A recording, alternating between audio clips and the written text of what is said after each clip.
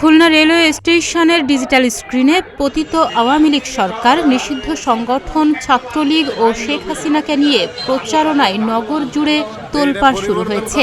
Digital স্ক্রিনে দেখা যায় সেখানে প্রচারিত হচ্ছে ছাত্রলীগ আবার ফিরবে ভয়ঙ্কর রূপে, শেখ হাসিনা আবার ফিরবে।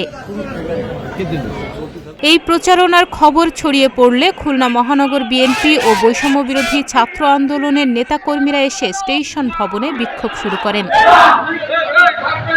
রেলওয়ে স্টেশনের সার্বিক দিক দেখাশোনার দায়িত্ব স্টেশন মাস্টারের, কিন্তু রাষ্ট্রীয় ও কঠোর নিরাপত্তায় পরিচালিত কম্পিউটার সেক্টর থেকে এমন প্রচারণা হয়েছে কেউ নিশ্চিত করে বলতে পারছে না। এদিকে এই পরিকল্পনায় রেল পুলিশও জড়িত বলে অভিযোগ করছেন মহানগর বিএনপির সদস্য সচিব। ফেসবুকে একটা জিনিস দেখলাম, মাফিয়া প্রধানমন্ত্রী শেখ হাসিনা ভারত থেকে একটি ফেসবুকে একটা স্ট্যাটাস দেখেছি, সেখানে তিনি বলেছেন 16ই ডিসেম্বর আওয়ামী লীগের নেতাকর্মীরা পায়জামা বাঁধাই পড়বে, যারা মাথায় এবং মহিলারা যেন কপালে সিঁদুর দেয় এবং ছেলেরা যেন ধুতি পরে আসে, যাতে করে দেখানো যায় এবং আওয়ামী লীগের সাংবাদিকরা ছবি নেবে এবং এই ছবি নেওয়ার পরেই তারপরে যা কিছু ছবি আসবে এবং এই ছবিগুলি ওনার কাছে পাঠাতে হবে এবং এই ছবিগুলো উনি বিভিন্ন দেশে পাঠাবেন এবং ইন্ডিয়ান আর্মি বাংলাদেশে প্রবেশ করবে এবং 99% কাজ হয়ে যাবে।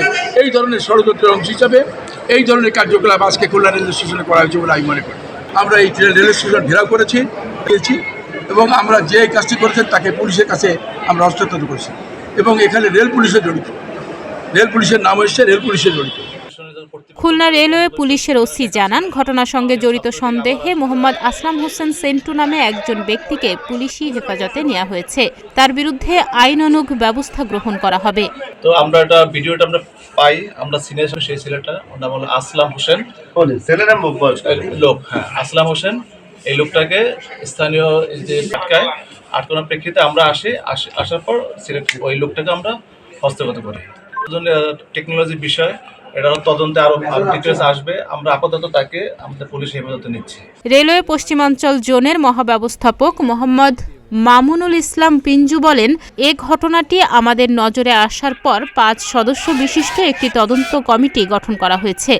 আগামী 3 কর্মদিবসের মধ্যে কমিটি রিপোর্ট দিলে পরবর্তীতে জড়িতদের বিরুদ্ধে আইনগত ব্যবস্থা নেওয়া হবে।